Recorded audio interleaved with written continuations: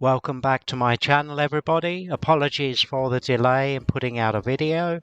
At the end of the last video we finished up the posts, and coming up in today's video I need to make some repairs on this paving. You can see over the years it's collapsed. I also need to finish off getting this whole area in yellow completed and the paving down for that. And later on in the video I'll be putting together the framework for this bench that I'm making for indoors.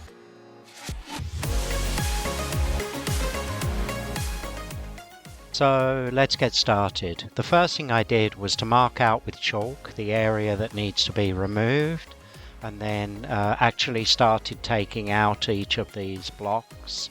I numbered the kind of rows of blocks as I went along so that I knew where they would go back in. I think the hardest part was actually getting the first couple of blocks out, but once they came out it was easier to go along and remove each row. Where the blocks had been compressed into the ground over the years with cars running on them, it had forced a kind of ridge in the center. So the first thing really was to remove this ridge and compact the area, and then it was time for the crushed stone to go in to create a bed for the new level. Using the compactor I was able to then get a reasonably flat level, and soon it was time to start laying on a layer of sand. Once the sand was reasonably leveled out, I was then able to start laying the blocks. Occasionally you'll see Dash come into the picture and wander off again. He gets bored pretty quickly just watching me. Yeah, and soon it was dark and cold. In case you're wondering why I just didn't leave it till the following day, unfortunately I needed to move the little K truck out to go to the store to get some sand the following morning, and this is exactly where I need to drive through. While I've got a second, I just wanted to say a big thank you to everybody. If you haven't done so already, please hit that subscribe button, like button, and I try to reply to all comments.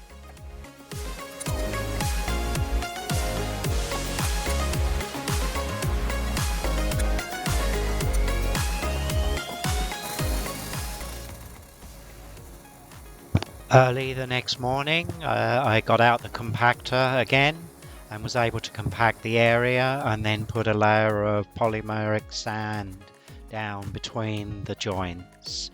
This should stop weeds and help stabilize the whole area.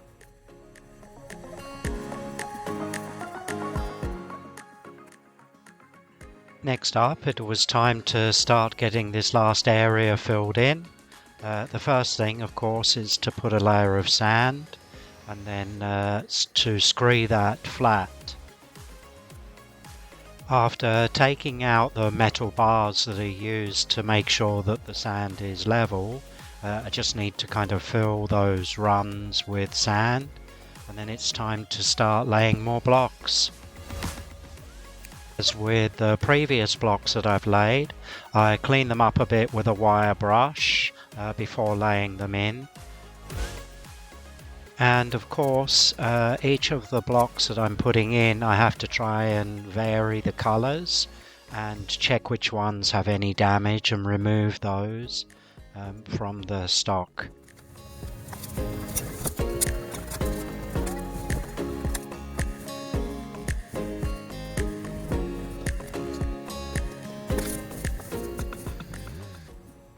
These blocks were laid over several weekends.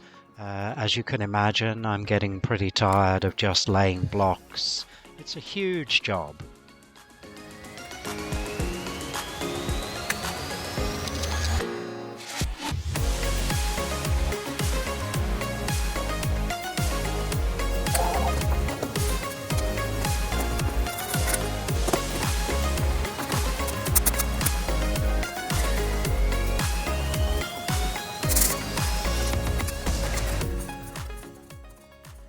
And once again, it's dark and cold, but nearly there, nearly finished.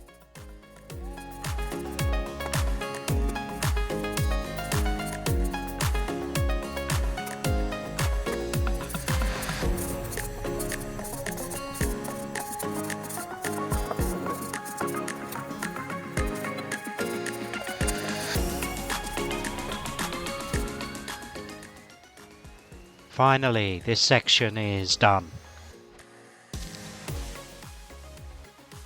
So to finish off this area, I need to actually cut blocks to fill these edges.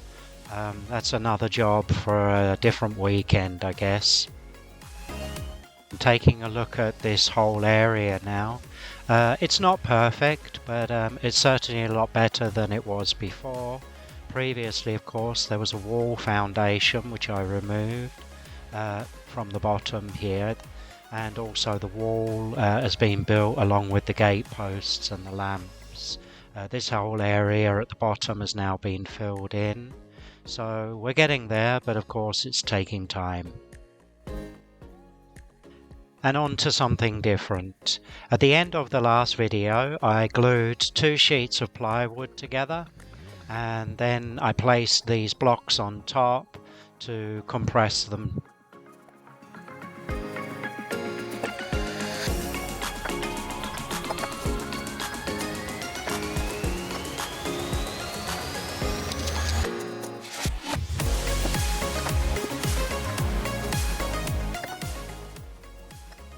So after a full week, they should be ready to go. Let's take a look.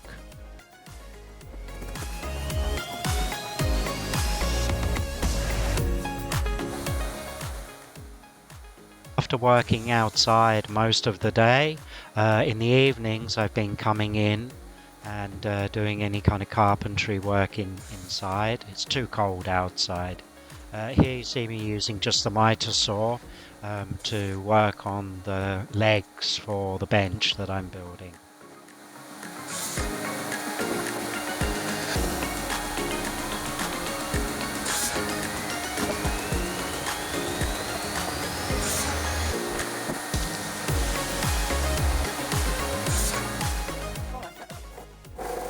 After cutting the legs to length, it was then time to start rebaiting the legs for the rails to fit.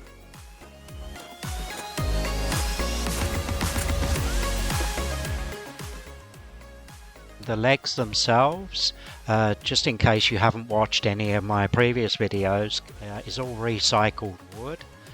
It came from a wooden bench that was out in the greenhouse, which had some damage to it, but I was able to salvage the posts, so that's what I'm using for these.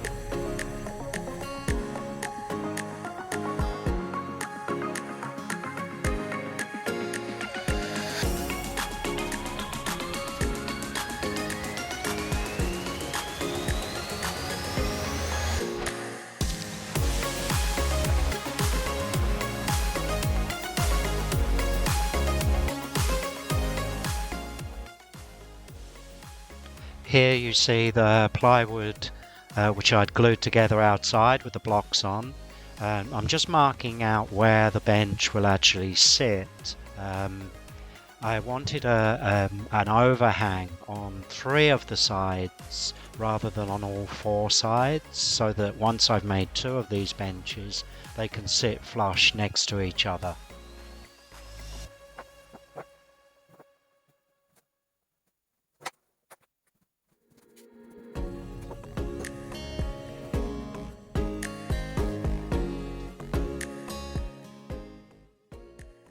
And just doing a quick layout for the top rails.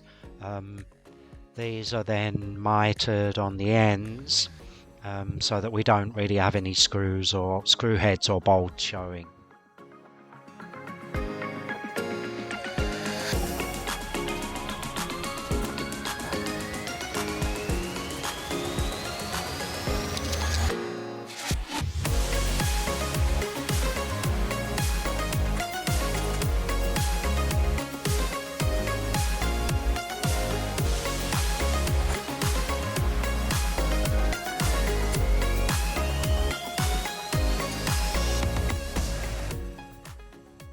To show you the quick layout of those top rails.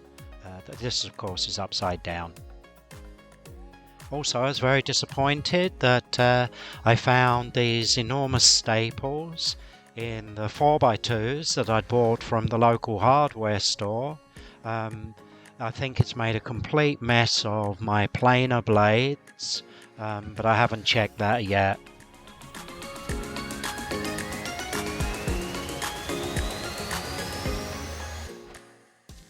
And here you're getting a view of how the legs will sit on each corner.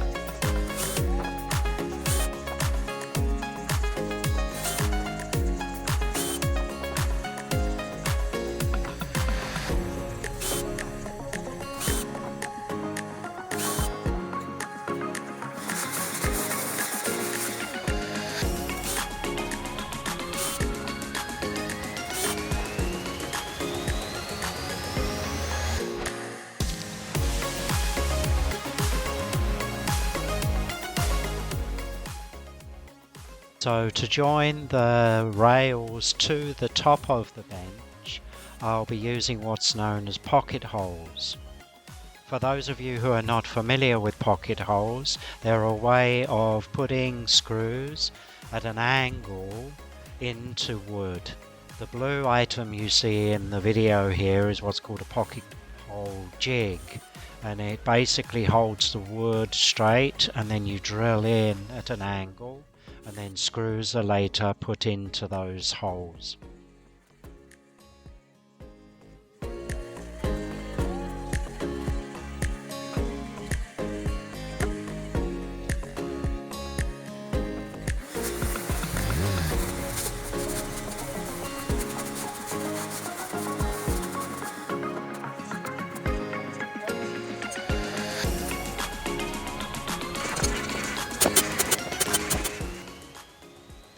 Give you some idea of why I'm using these pocket holes. If you put screws into the top of the wood like this, of course the screw heads show and the screws are going into end grain. Whereas if we use pocket holes, which makes a hole this kind of shape, then of course once the screws go in, they go in sideways into the grain.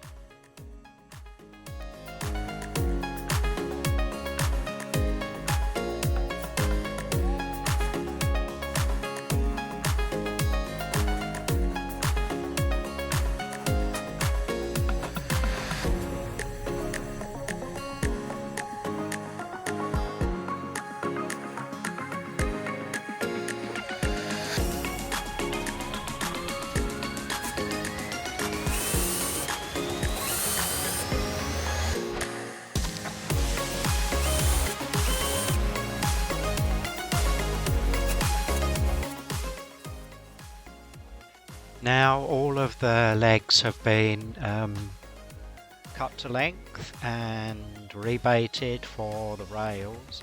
It's time to start joining some of this together.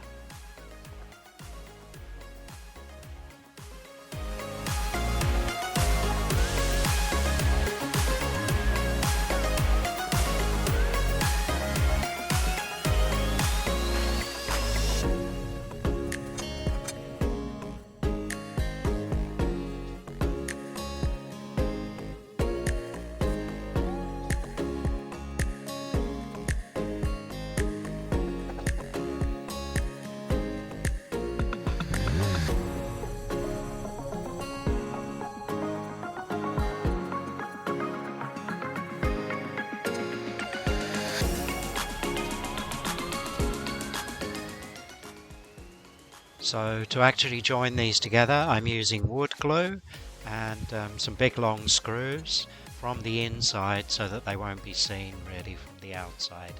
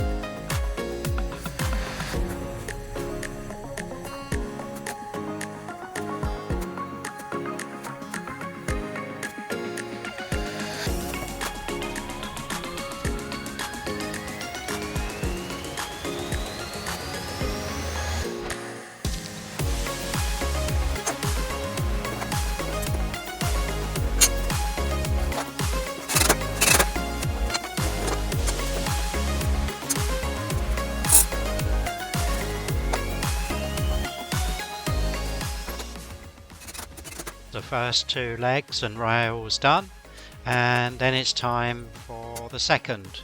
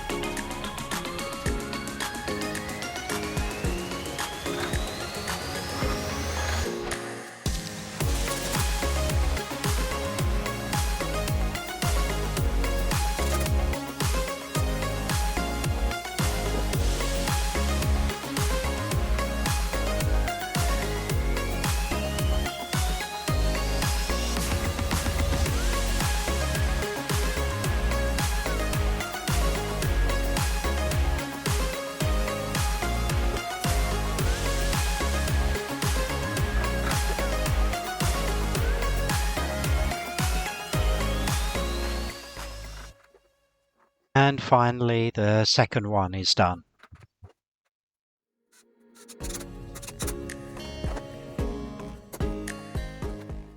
The original plan was for the benches to look like this, but I've actually made a small change. I'd like to put a board in the back here. It will help with its rigidity and stop it from racking. So to do this, I'm going to be using a trim router, which all I need to do basically is just to run it along the edge.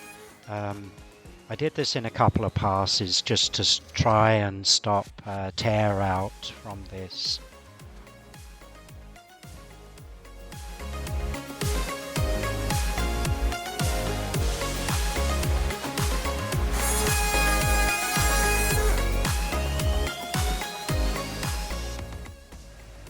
And onto the second edge, I set up a stop block at the end here just so that once I got to the end, I would know where to stop. It just makes things a little bit easier.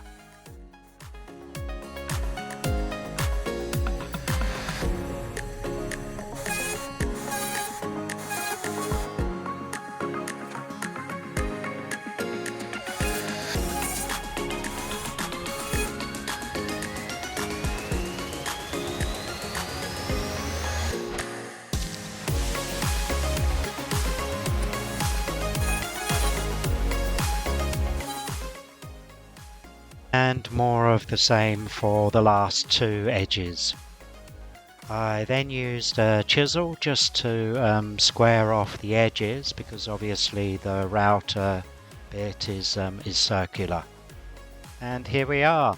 This is just a dry fit. Coming back in the next video, we'll finish putting this together and hopefully the top and the shelf on and the center rails.